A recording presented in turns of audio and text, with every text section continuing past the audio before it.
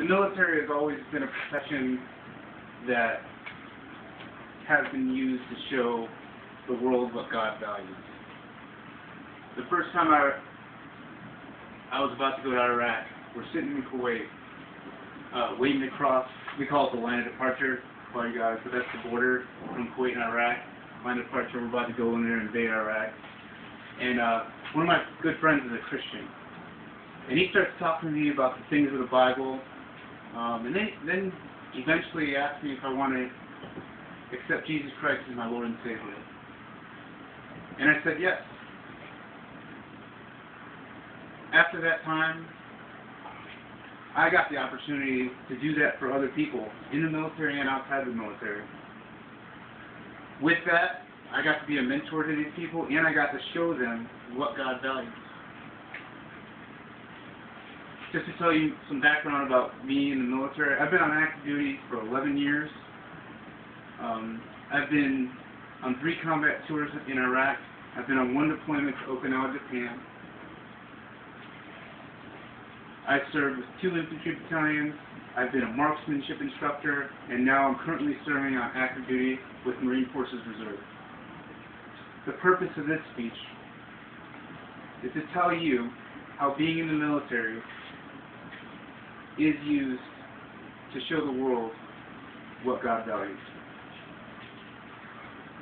What we're going to be going over, we're going to be going over some basic information about the military. We're going to go over some upsides and downsides of being in the military. We're going to go over how the military can be used to show the world that God values our love for others. Also, how God values our compassion for others.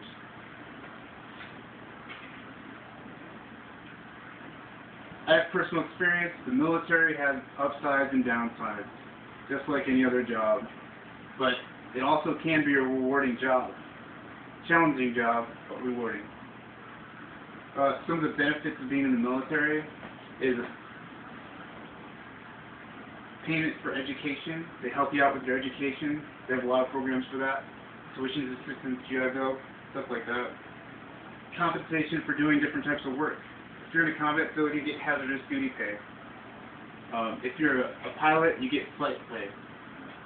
There's doctors, they get different things too as well in the military. There's different types of pay, which is kind of cool. You get trained in a job skill that can be used within the military and outside the military and the civilian world. If you choose to get out at some point, there's low-cost health insurance, which is really awesome comparatively to what they pay out in the civilian sector. Retirement benefits if you stay 20 years, which are awesome. Some downsides. It's physically demanding a lot of times. You go on hikes, runs, you got to be in shape. There's a lot of time away from the family. You spend time out in the field. You spend time on deployment, in combat. There's a lot of time away from the family. Obviously, I already mentioned, you can get sent to a combat zone, and also with that, there's always a possibility you could die in a combat zone. The military, with all these ups and downs, still represents 1,452,939 people in the United States of America. With all these people, it's easy to see how the military can be used to show the world that God values our love for others. On my 2nd deployment to Iraq, we're in Al-Qaim, Iraq. There's a Marine named Corporal Jason Dunham. He gave his life valiantly and unselfishly for the Marines under his charge. Corporal Jason Dunham shielded the Marines from a blast using his body and his helmet. That kind of selfless devotion is how we can show the world that God values our love for others. Corporal Dunham eventually was given the Medal of Honor posthumously. I mean, if you don't know what that means he died.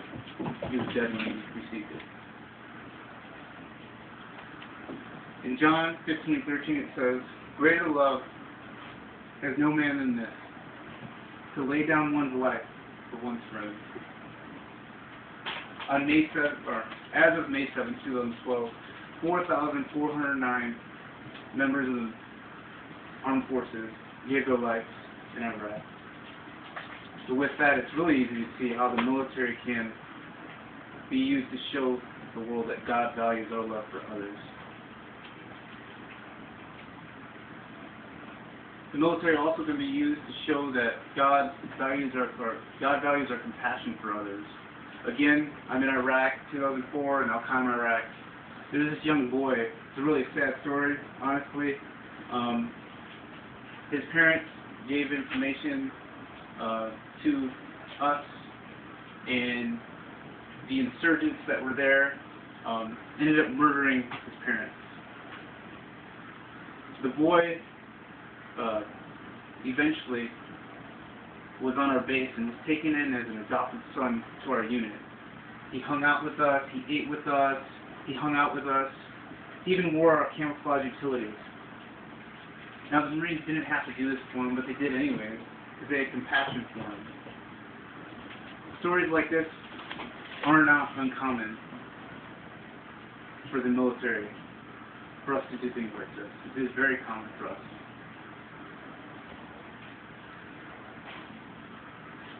And with that,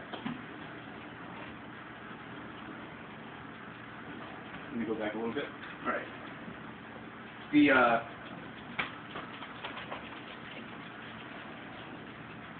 military service members, even in the heat of battle, they're willing to show compassion to others. They show compassion not only to their friends, the men and women beside them, but for people of other nations, people that are oppressed. It happens all the time, and it's not really an uncommon story. And with that, the military service members are definitely used to show that God values our compassion that we show to others. Just to summarize everything that we've gone over some basic background about the military, some upsides, some downsides. We've gone over how the military, being a military service member, can be used to show the world that God values our love for others, and also how being a military service member can show the world that God values our compassion for others. And I want to leave you with this closing quote. It is the soldier, not the reporter, who has given us freedom of press. It is the soldier, not the poet, that has given us freedom of speech. It is the soldier, not the organizer, who has given us the freedom to demonstrate. It is the soldier who salutes the flag, who serves beneath the flag, and whose coffee is by the flag, that allows the protesters to burn the flag. Being a military service member is a noble and honorable profession, and is definitely used to show the world the things that God values. Thank you.